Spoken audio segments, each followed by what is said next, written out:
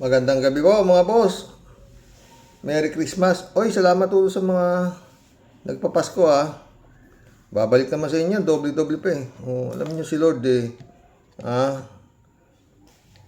kaya nga ako napunta dito eh. Dahil sa kanya, di ba? At naging magkakasama tayo. Salamat kay Grace. Ay, magbigay tayo ng ano dito. Reaksyon dito sa napakaganda at napakapunong-puno ng mga magagandang mensahe galing dito kay Sayad. Kaya dito sa ating, si Sara Duterte, pakinggan natin ha. Si Sukran.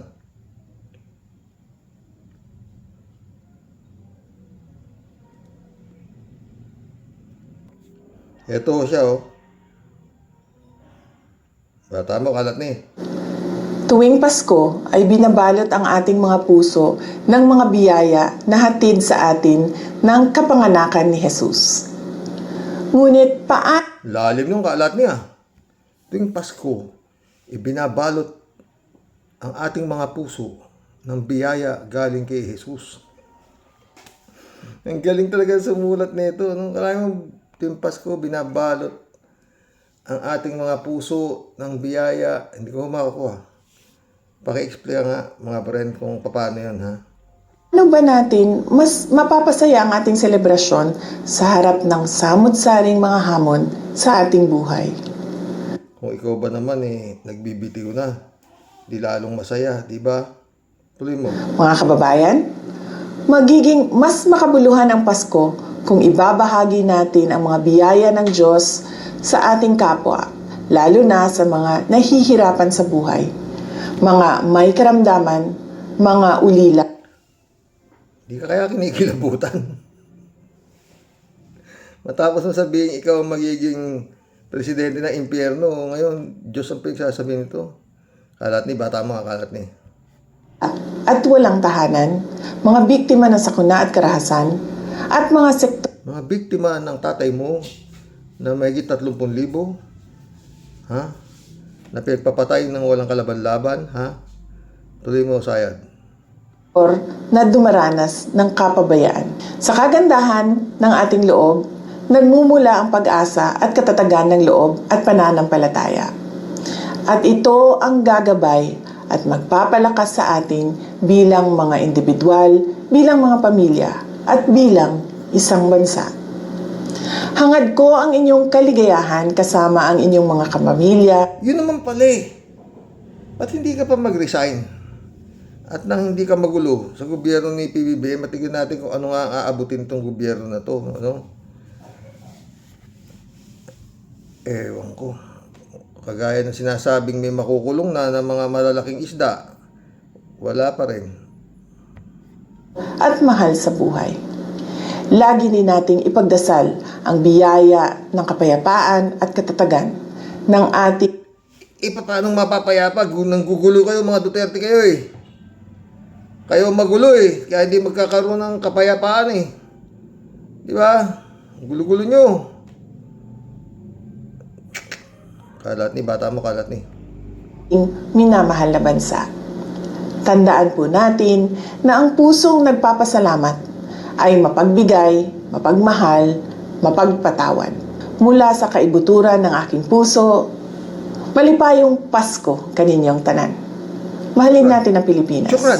Para sa Diyos sa bayan at sa bawat pamilyang Pilipino. Syukran. Maliga sa inyong lahat. Tuwing Pasko ay binabalot ang ating mga puso ng mga biyaya na hatid sa atin ng kapanganakan ni Jesus. Tayo sa mga friend. Pinabulaanan ni Vice President Sara Duterte ang mga alegasyon ni Ramil Madriaga laban sa kanya. Si Madriaga na nakakulong ngayon sa kasong kidnapping. Ano nga namang aminin ni Sara Duterte yan? Yung nga ni Mary Grace Piatos, hindi niya inaamin eh. O, basta meron kang aligasyon kay Sayad, sasabihin niya, pinupolitika siya. Yun lang yun. Iisa naratibo nito eh. Di ba? Bata talaga ni kalat ni. Puro, yan na ano nila ako, sinisira nila ako. Ang ginagyan. Kalat ni. Duloy. ay nagpakilalang dating civilian intelligence agent ni dating Pangulong Rodrigo Duterte at Vice President Duterte. Alam niyo itong Madriaga na to na sinasabi, para sa akin ha, mas matibay pa ho to kaysa kay Matabato eh. Tsaka kay Las Cañas. Yung sinasabi nito, oo. Mas matibay pa ho. Sabi ng bise, wala rin siyang personal na relasyon kay Madriaga at hindi rin daw siyang nagbigay ng anumang utos dito. Hindi rin daw niya dinalaw sa kulungan si Madriaga at hindi raw niya nakausap kahit kailan. Puta, lahat hindi, di ba? Lahat tanggi, no? Gaano katibay itong babae na to? No, kalat ni? Talagang hindi yata tao to eh. Maski na buong-buo na, hindi pa rin sa amin. No? Grabe ito. Tsaka ito lang ho ang Vice Presidente na pinakagrabe sa lahat, oo. Walang katapat ito. Tibay. Akala ni bata mo. Mga larawan daw na isinumite ni Madriaga kung saan makikitang magkasama sila ay kuha raw sa mga pampublikong event na dinaluhan ng bise. Hindi raw ito nagpapatibay sa aligasyon ni Madriaga at nagpapakita lang daw na naroon si Madriaga bilang bahagi ng isang election campaign group. Puro akusasyon. Puta na eh. Sir Raman tawag mo eh. Marami na. Tingnan mo ati ba ya? Talagang ewan ko mga pre na.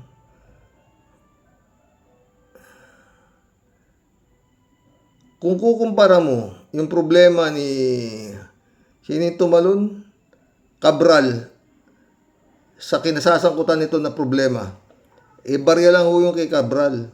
O, barya lang. Kumbaga sa ano eh, nasa kuko doon sa pinakamaliit na kuko sa paa. Sa dami ng problema nito. Pero ito, ay!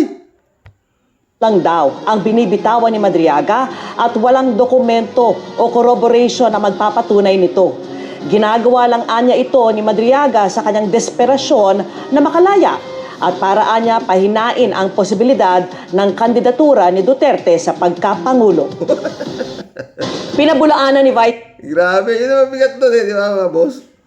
Lahat na titira sa kanya. And, maski ang sabihin nyo, sinisira nyo lang ako kasi ako mataas sa survey ako eh.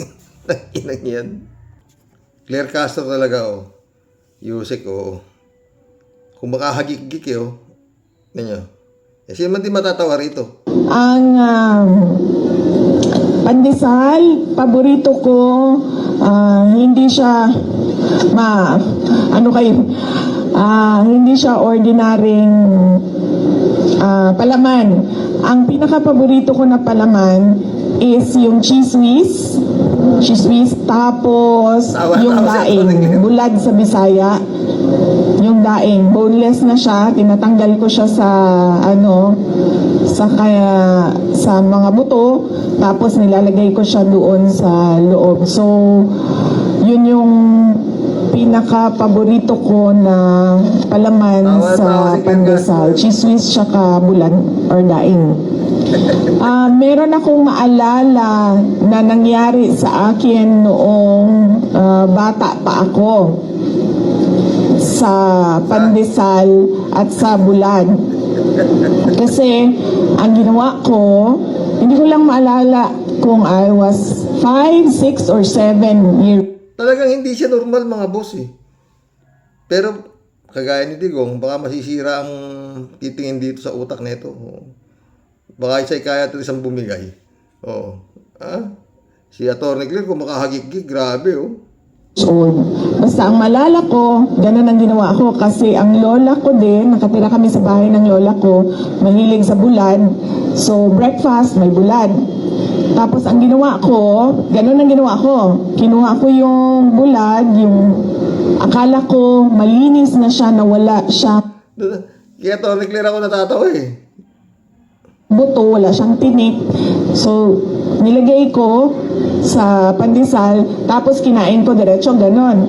Tapos, meron pala siyang tinik na naiwan doon. So, at saka medyo siya malaki. So, natusok yung ngalangala ko. Tapos, nang natusok yung ngalangala ko, sobrang iyak ko na. Breakfast yon, papunta kaming paaralan. Papasok kami sa school. Tapos, sa sobrang iyak ko, na sabi ni dating Pangulong Rodrigo Duterte, papa ko, sabi niya sa akin, gusto mo ba na wag nang pumasok ng school, sumama ka na lang sa akin? Ay, sa paniwala ko, yan yung naisip niya na paraan para tumigil ako sa kakaiyak ko doon sa sobrang sakit nung tinik sa ngalangala ko. Tapos sabi ko kaagad, oo. So maalala ko yung araw na yon, natinik ako ng buto ng daing doon sa pandesal na kinain ko. Pero na-absent ako at sumama ako sa Hall of Justice. May tumatawag. Visit na. Abogado ba ito? Putang ito lang sa Inday, oo. Ito, maganda ito kay Bato, mga friend. Puro reels to, ganda, para mahimasmasan naman tayo. Ito kay Bato. Itanong niyo ngayon. Ako merong itatanong. Di ba gustong-gusto mo nang lumaya at mapauwi si Tatay Diggs? Bakit di ka na lang mag-volunteer sa ICC? Akuhin mo lahat yung kasalanan niya para maging bayani ka sa mga DDS. Yun lang ang paraan para makalaya siya. Palit ulo ba? Total, wala namang laman yan. Tagalan yung tanong. Itanong niyo ngayon. Ako merong itatanong. Di ba gustong-gusto mo nang lumaya at mapauwi si Tatay Diggs? Bakit di ka na lang mag-volunteer sa ICC? Akuhin mo lahat yung kasalanan niya para maging bayani ka sa mga DDS. Yun lang ang paraan para makalaya siya. Palit ulo ba? Total, wala namang laman yan. Ito malungkot to, mga friend. Nawawala si Atong Ang. Putik yan. Hindi pa rin natutunton ng mga otoridad ang kinaroroonan ng negosyanteng si Charlie Atong Ang. Hinahanap na si Ang dahil naglabas na nga po ang Department of Justice ng resolusyon na nagre-rekomenda na magsampa ng kaso laban sa kanya at sa 21 iba pa, kaugnay pa rin sa pagkawala ng mahigit 30 sabongero.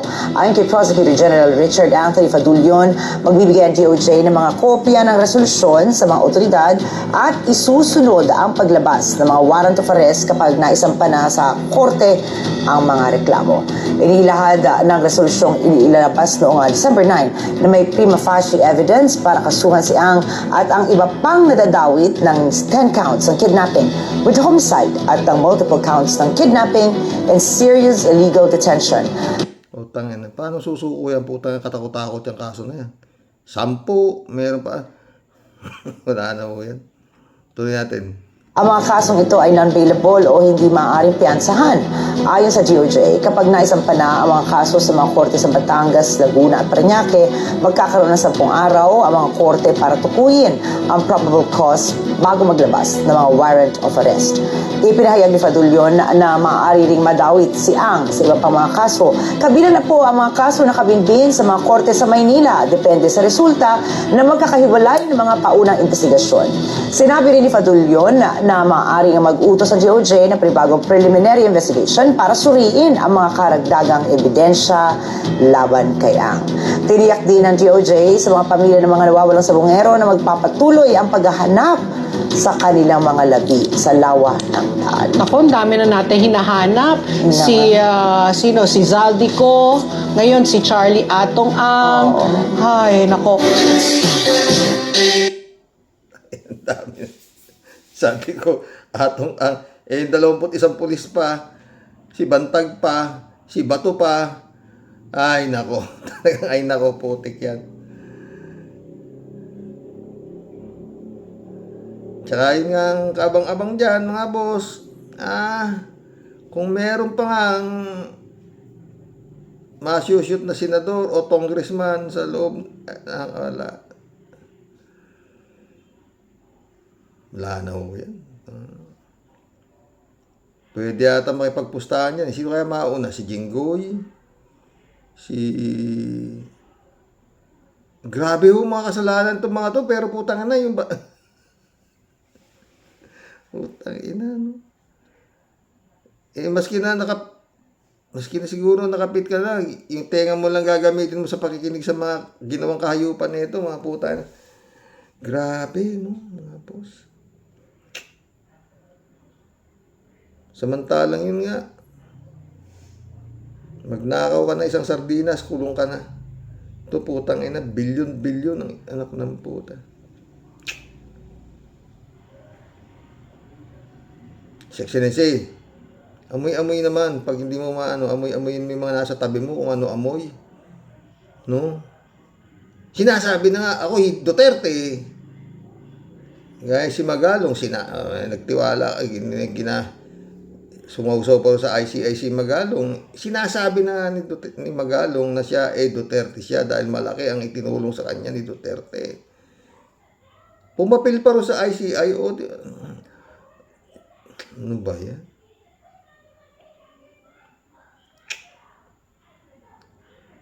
Grabe. Andiyan naman si Justice Carpio.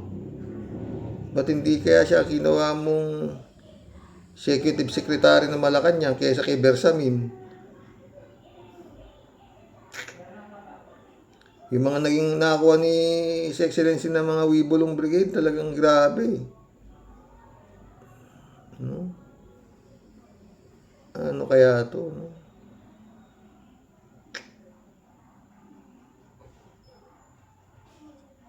Ay, nako. Ewan.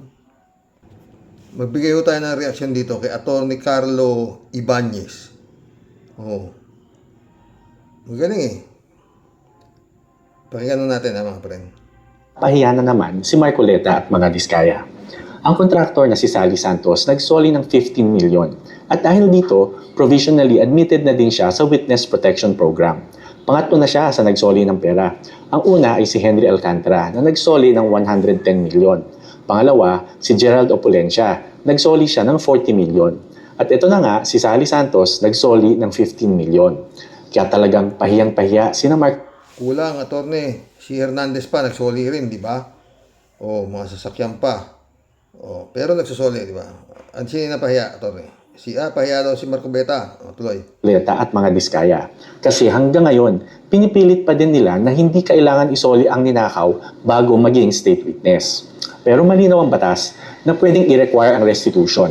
Under Section 2 of RA 6981, the DOJ is expressly tasked to formulate and implement the entire witness protection program. Meaning, malawak ang diskresyon ng DOJ para Hindi ba na-freeze na lahat ang ari-arian ng Diskaya? Na-freeze na ba lahat? Sabi na-freeze na, di ba? Sabi ng DOJ. Oh. Ba't kailangan pa ano? Kung ayaw mag-soli, di so be it. Tuloy ang kaso. Di ba, attorney? Hindi sila pwedeng maging state witness. Ayaw nila mag-soli. Oh, ang problema, meron ba silang isasoli? Pero 180 billion yata ang halaga ng kayamanan ng Diskaya na nakapangalan sa kanila. No? Ang problema, paano, di ba? Baka mamaya paano ba yan? No? Mga nare-recover pa lang na pera, wala pa yata 1 billion. Oo. Trillion ho ang nawalang pera sa sindikato na to. Oo. Tuloy. lagay ng mga conditions, qualifications, at requirements. Tapos sa Section 5, sabi dito that before a person is granted protection, he must first execute a memorandum of agreement to cooperate with all reasonable requests of the government. So, kung ang DOJ ay humihiling ng return of funds as reasonable requirement, valid and legal yun. At ito na nga, ginawa ni Alcantara, ginawa ni Opulencia, at ngayon, ginawa ni Santos. Ibig sabihin, kung gugustuhin, may paraan. Obvious, na ayaw lang talaga isoli ni Marcoleta at ang mga Diskaya ang pera. Gusto nila ng protection, pero gusto pa rin nilang enjoy ang mga ninakaw nila. Ang mga Diskaya, sila na ang nagnakaw, pero sila pa ang fa-victim. Si Marcoleta naman, todo ang protection sa kanila. Abogado talaga, no? Meron na naman Abogado nga si Marcolecta eh, di ba? Nung Diskaya, o talagang ano yan, ayaw niya sole eh, di ba? Kaya po, eto na naman, si Sayad. Filipino family to emphasize that education begins at home. And we should never forget that it is the duty of each Filipino family to emphasize that education begins at home. And we should never forget that it is Education begins at home. Kaya pala ganyan kayo lahat magkakapatid eh, di ba? Magandang education ninyo sa inyong bahay, no? Sa inyong mamamatay na taong tatay. Ay, nako.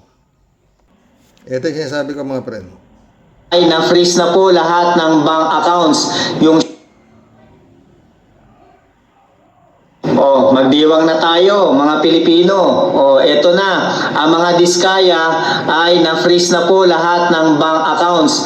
Yung siyam na kumpanya niya ay umabot ng 400 bank accounts. Ang dami, di ba? So, ang pera na lahat ng total ay umabot siya ng 180 billion. Grabe, di ba? Hindi yan milyon billion. Ang nakakapunyeta rito, ito si Marco Betang Piluka na ubod ng kabubuhan dahil syempre kasabwat siya rito kasama si Fiona. Ayan nakita niyo sa picture, kasabwat si Fiona, si Inday Waldas. Pero syempre, hindi sapat ang pagbawi ng pera. Pero syempre, kailangan nyo pa rin makulong. Kaya Marco Beta, galingan mo yung pinagagawa mo. Hindi ka magkakapera sa mga Diskaya. At ang totoo, wala ka nang makukuha pera sa Diskaya dahil na-freeze na. Magdiwang na tayo mga Pilipino. Eto na. Ang tayo mong pera yan, Diskaya pa lang yan.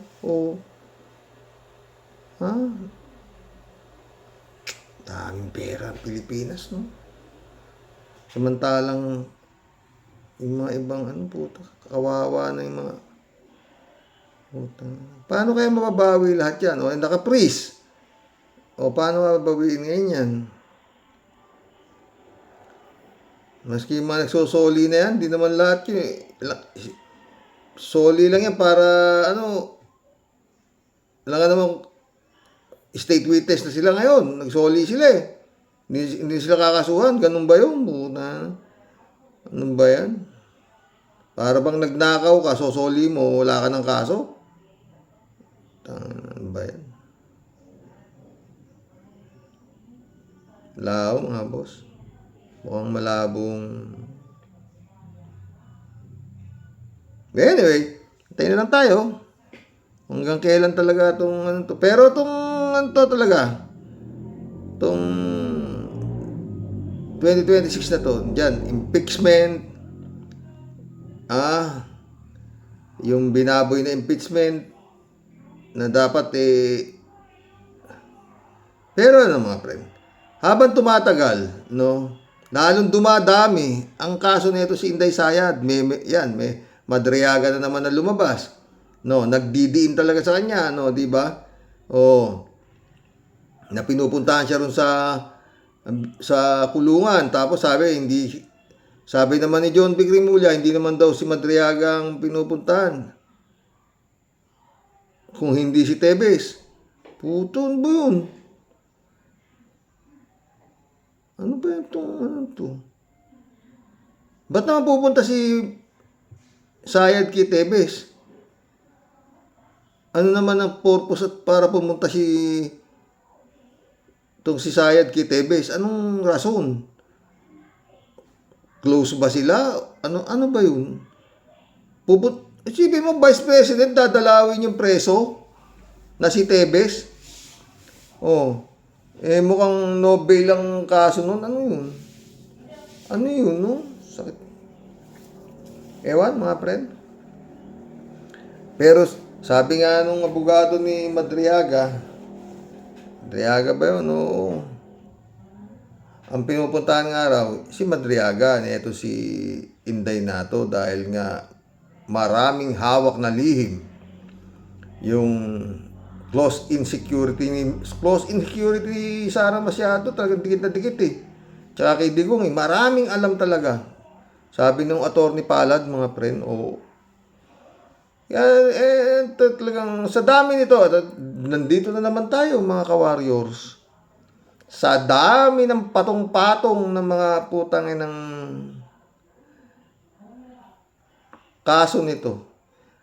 Pag ito'y nakatakbo, yan, mananalo. Pinatakbo eh. Pag yan ay nakatakbo, pinatakbo. Wala nang ibang maraming usap dun. Bakit ka mo, hindi ko masasabi yan. Yung disbarment case na isinampa rito ni Gadon, mukhang wala rin. Ha?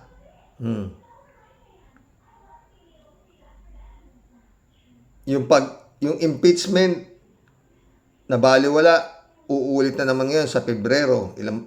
Ilang buwan na naman. Di ba? Basta sa dami mo ito, sinasangka ng mga senador niya, di ba? Tsaka yun nga, yung Supreme Court, 12 doon, inappoint ng tatay niya. Tangina, grabe. At ayon sa mga matatalino, pinahirap daw ang requirements bago ka makapagsampa ng kasong plunder. Sabi ni Justice si Ombudsman Remulla, hindi na raw ganun na dahil pinahirap daw ng Supreme Court ang para kang dadaan sa butas ng karayom bago ma-convict. Nakapag-convict ka ng isang plunderer. Pagkulab na tayo mga friend. Buisit. Kahit sa ulo tong gobyerno na to, sa totoo lang. Maganda yung kay Sekretaryo, bukas pag-usapan natin. Maganda nung Sekretaryo Ronald Llamas, Pero dapat talaga mga friend, yung salin, laki na nun eh. Anak ng pating, winawalang niya talaga Pilipino nitong mga politiko na to. Wala tayong magagawa talaga. Kung ewan. Ito. Happy birthday! Thank you!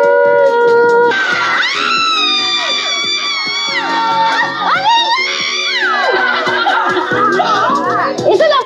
Kung makatili naman to si Hart, wow! Parang yung pusang naglalampong. Senador Escudero, Sal-en, 18.8 million. Sing-sing na regalo, 57 million. Isa kang tunay na tingnan pwesto ni Escudero, talagang don na don don na don ayop ginagawa ng gobyerno. Ginagago lang itong gobyerno ni PBBM, sa totoo lang na itong mga to. Taki mo, nag-declare ito si 18.8 million ang kanya salin. Regalo, 57 million. Isa kang tunay na sinungaling, di ba? Tuloy natin itong si Tili ni Hart. Walang iba? Check! Okay, ganun ka na.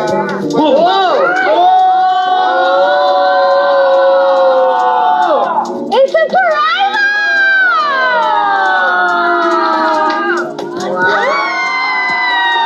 Ganda! Something blue! Ganda! How? Ang ganda! Ang ganda! I love it because he never does this. So it's really over and beyond surprising that he would give me something like that. And I always wanted. Happy birthday! Thank you!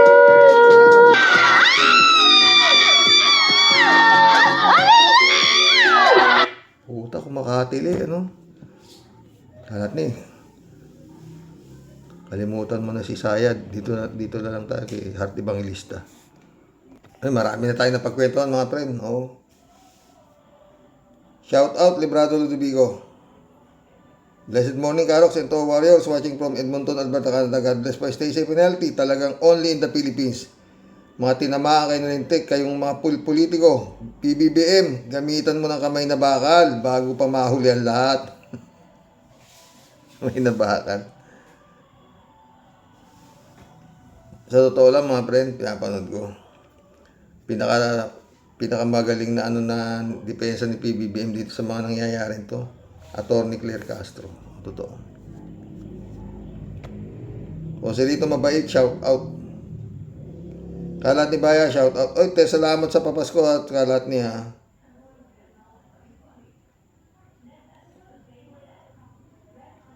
Wishing all beautiful people of Mr. Santolang to a Merry and a blessed Christmas. Bless you all. Oh.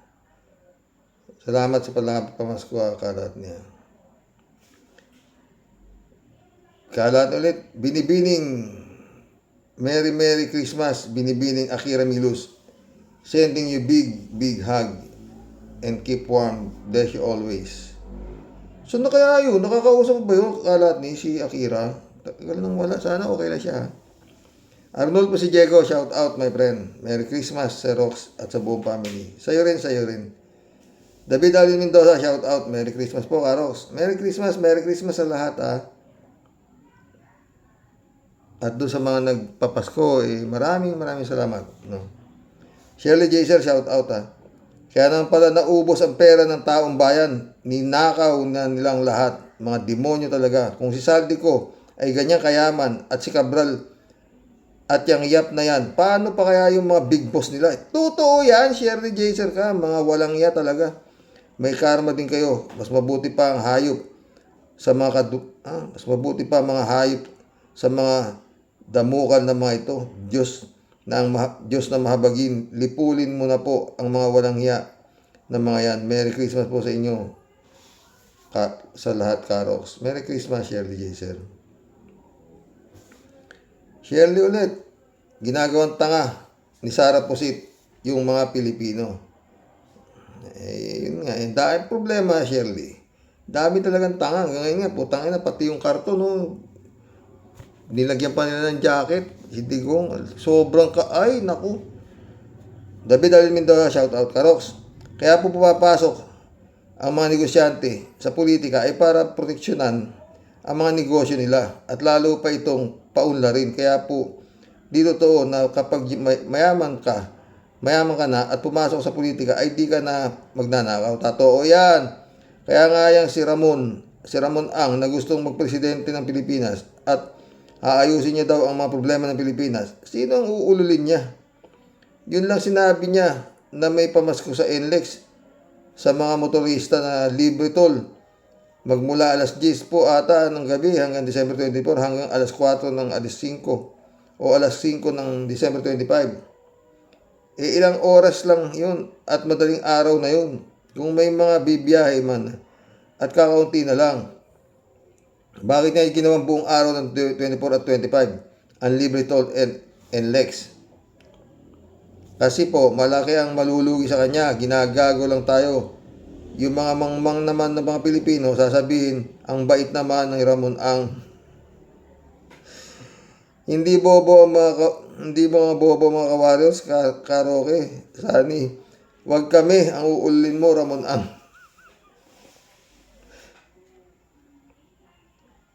Ay, nako. Shirley Jaser ulit Karox, napanood mo ba yung vlog ni Atty. Enzo? Anong masasabi mo dun sa CCTV na huling nakita si Madam Cabral? Hindi ko na isama sa topic ko yun Oo. May something yata Mantakin mo, amo mo, kakatukin yung kwarto ng driver at papasok sa loob. At medyo matagal Aba kung makikipag lips to lips ka ng sabihin natin 4 na minuto na tuloy-tuloy, paltos na yung uso mo. JTV, shout out. Tol, Merry Christmas to you and your families and subscriber, sabi. Mary Lebron, shout out. Good evening, Sir Rox. Merry Christmas to you and to your family. No skipping ads. Elizabeth Iscareo. Good evening, Sir Rox. Wow, ibang klase pa ito si Saldico. Yung bahay niya ay may basement nasa 5 palapag, nalalagyan ng pera, punong-puno daw ng pera, naninakaw sa kaban ng bayan. Grabe. At pati itong si Cabral, na dating Undersecretary DPWH, bilyonarya pala ito sa kakanakaw. Nung mabuking, ayun, tumalon sa bangin sa sobrang kahihiyan siguro. Alam mo, Elizabeth, ako, sa totoo lang, hindi ako naniwalang ano nila yun eh. Oo. Parang ano lang ito, kibuloy. Oo. Pag nagsilbi ka sa demonyo, talagang yun ang aabutin mo. Sakit ng ulo, bandang huli. Oo. Tignan mo si Diskaya, tignan mo. Paano niya sosoli yung ano ko? Pero paano mahihiya ito? Sa kapal ng mukha kung paano niya nakawan ang pera ng taong bayan. Di na siguro ito tatabla ng kapal ng mukha. Ay nako, kawawa talaga Pinoy sa pinagagawa ng mga lingkod bayan kuno. Oy, yung pala lingkod ng kanilang bulsa ang kakapal. Totoo, Elizabeth.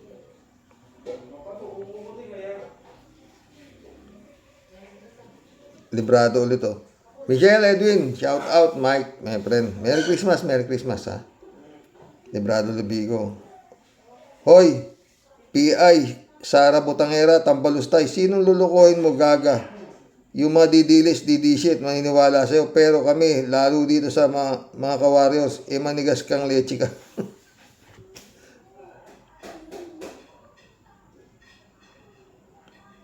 Kalahati baya ulit oh. Ay, nagpaano siya to. Super thanks ba to? Oh. Blessed Merry Christmas, Kasani. Wishing you and your family blessed one. Thank you my friend. John Dimango, shout out my friend. Merry Christmas din. Salamat din sa papalipad. Oh. May papalipad sila. Merry Christmas friend. I wish you all the best. Ikaw din. At sa buong pamilya mo, friend. Rodelia Alpilor. O nga po, Sir Rox, talagang mayaman dapat ang Pinas. Kaso, talagang madami tayong naglilingkod sa bayan ng mga nagnakaw. Dapat talaga parusahan at kunin lahat ang mga nakakaw sa kaban ng bayan. At kung tutuusin, maraming makikinabang una sa pagkakitaan ng taong bayan. Salamat, Sir. Ingat po and God bless po. God bless, Rodelia. Tonic, shout out. Merry Christmas, Sir Rox. Merry Christmas, Tonic. Friend Sherby, no? Shout out. Christian Sen, July 7 Alcantara. Annalisa Apolinar, shout out sa inyo mga friend ha. Thank you ulit, friend Sherby na. Sabi ni friend Sherby, maligayang Pasko pong pagbati sa iyo, Sir Rox, at sa buong team Rocky Warriors the Great. Sa topic ko po today, Sir Rox, masasabi ko po talaga pong ubod ng yaman po talaga natin. Totoo. May langis pa tayo, di ba? Sinaswapang ng mga putang ng check. Sobrang yaman sa utang at kurakot. Sobra pong nakakalula kung paano pong ang mga buhayang hagum ay nagtagumpay sa kanilang sobrang pandarambong at pagnanakaw po sa kaban ng bayan, Sir Rox. May nabantay, pinagkaisahan pa yung kawawang bantay ng kaban ng bayan. Pirma lang ng pirma. Pero tignan mo naman po kung ano ang nasaan po silang lahat ngayon. Kundi puro pugante, pinapatay or nagpapakamatay. Sobra po silang naging tayukdok at gahaman. Gahaman sa salapi, Sir Rox. Akala po nila siguro di sila mabibisaklat at di po mabubuko. Pasensya na po kung si Tia Deli di maganda ang iniisip dun sa bangin issue po, Sir Rox. Tao lang tayo, Tia Deli. Maski sino naman siguro na may Santo Cristo sa dibdib, kung ano ang iniisip natin, yun din ang kanilang iniisip. Mantakin mo ba naman yung amo mo kakatok sa pinto mo? Papasukin ka sa kwarto.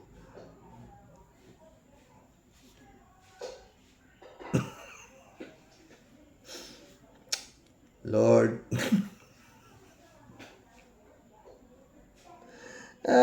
Tia Delia. Akin lang naman po masyadong malikot yung utak mag-isip kasi po, Sir Rox. Matay kong isipin, bakit po talagang naging tragic ang ending ni Madam Yusek? Theory ko lang naman, siguro po kaya mag-isang lumalakad si Madam at di niya po talaga sinasamahan o dinadamayan ang kanyang pinagdadaanan. Baka po nag-away na po siguro talaga na matindi at sobra pong galit na galit yung asawa niya sa kanya. Siyempre. Kasi nga po, baka sobra pong napahiya para sa kahihiyan po ng pamilya. Siguro po baka sa pag-aaway nila, sa galit po siguro, baka nasasabihan po siya ng asawa niya ng di magandang salita at di po katanggap-tanggap. Pwede. Marami pong dahilan, Sir Rox, na si Yusek lang po talaga ang nakakaalam. Baka alam din ng driver. Ito naman. Ha? Kaya siguro din po, hinahayaan niya na lang po siguro kung saan niya gustong magpunta o kahit sino pa ang kasama. Yun po, Sir Rox, haka-haka ko lang.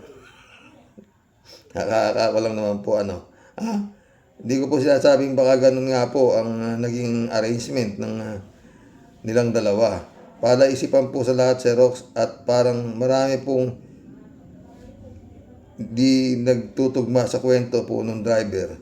Kasi sabi po ni Atty. Enzo, nung sa interview po, yung sa CCTV, wala po doon yung kwento ng driver na bumalik po siya sa hotel. At hinahanap daw po si Madam. Sa Sir Rox, yung pong alas 5 ng hapon, dyan sinyo, di na po siguro yun madilim. Tanong ko lang po, bakit hindi tumingin ang driver sa ibaba ng bangin? Ay nako. Dahil Sir Rox, hindi po maaring di niya yun nakita kasi maliwanag pa. Tas inabot pa siya ng past 7 p.m. para magsumbong sa pulis. Talaga lang po, Sir Rox. Iba pong amoy at duda ko. Diyan sana lang po lumabas po ang katotohanan kung paano po talaga si Madam nag-decide na magpakamatay. Sana po magparamdam naman siya sa mga at huwag patahimikin ang tunay na may alam sa itim na lihim sa gilid ng bangin. Ako po walang patuloy lang pong makikimarites sa puro paltos na ganap sa aming poging ng Cavite. Kumakaway po sa inyo, mga sir, mga bro, sa parehong matinik sa itsura ay talagang walastik. Sa performance, tayo daw ay basta wait. Lapit na daw, makita ang mga magic. Ang pasabog daw sobrang hanip, Tia Deli, walang bilib.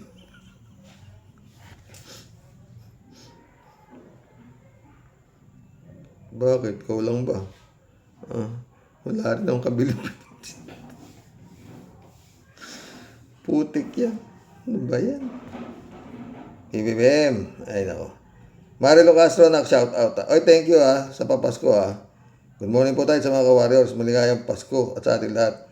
Nawa makayanan na harapin ng ating bansa ang lahat ng problema sa korupsyon. Paulit-ulit ako. Kung tinulang itong vice presidenteng papalit, nasipa na to si PBBM na to sa totoo lang. Kaso wala Sabi nga ni si Winnie Monsod, nasa kawali tayo, lilipat pa tayo sa apoy. Gago. Ay nako. Marilo Castro ito. Tila nasa mga politiko na natin lahat ang kagahamanan sa pera ng bayan. Na wala ng design ng puso nilang maging makadiyos, makabayan. Tapat hindi mapag-imbot. Nakakalungkot na umabot na tayo sa ganitong sitwasyon. Masyadong malala na maniwala ka. 3J Shop, shout out Hello Sir Rox, Paskong Pasko Bakit itong mga ito ang ating bakit itong mga ito ang ating topic? Wala bang medyo maganda-ganda naman diyan Wow, ang dami ng pera sa kotse. Wow, ang dami ng pera sa kotse na lang nakalagay. Ang mga pera, kinurakot, samantalang ang mga tao ay naghihirap ng gusto. Ewan ko nga ba? Pero mga walang iya talaga ang puta. 3J shop ulit to. Kaya dinideposit sa bangko kasi matetrace is subject to scrutiny pa. Akalain mo, sa kotse lang, nakalagay ang sandamakmak na pera. Buti hindi kinakarnap yung kotse, siyempre, may CCTV at fully secured. 3J shop ulit to. 18 billion worth of projects sa pinsan ng mga bilyar. Sila lang ang nakikinabang sa pera ng bayan. Ano kaya ang itsura ng 18 billion pesos? Siguro kung bibilangin mo yun ng utang, kaya matatapos kung bibilangin mo yun. Tagi 1,000 na lang. O 1,000 na lang. 1, 2, 3. Puta na. Ay Lord. Pero darating din naman ang panahon ng mga ganitong mga kurap sa ayaw at sa gusto nila pagbabayaran nila yan. Hindi sila makakaligtas sa puong may kapal. Yung problema doon, my friend, hindi na nga naniniwala sa puong may kapal yung mga hayop na yan. Kaya satan na sila. Sabi nga ni Duterte, dadaling ko kayo sa impyerno. Shout out, Pastor Jun Lagon, my friend. Brother Elias Isyo, shout out,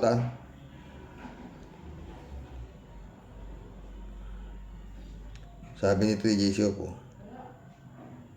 Alam mo, Sir Rox, itong si Sara Duterte, sa kanyang paliwanag sa mga nakadeposito sa mga bangko, it is outright ridiculous, absurd, nakakatanga sa ating mga Pilipino. Ang bangko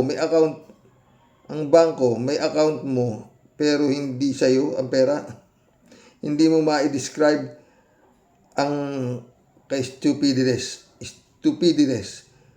ng paliwanag niya. Nakakabobo. Ay, Sara, abogado ka ba talaga? Abogaga. Oy, mission accomplished mga boss. Merry Christmas po ulit mga friend. At sa mga subscriber ko, no? Ay, nako. Buhay. No? Bagay, baka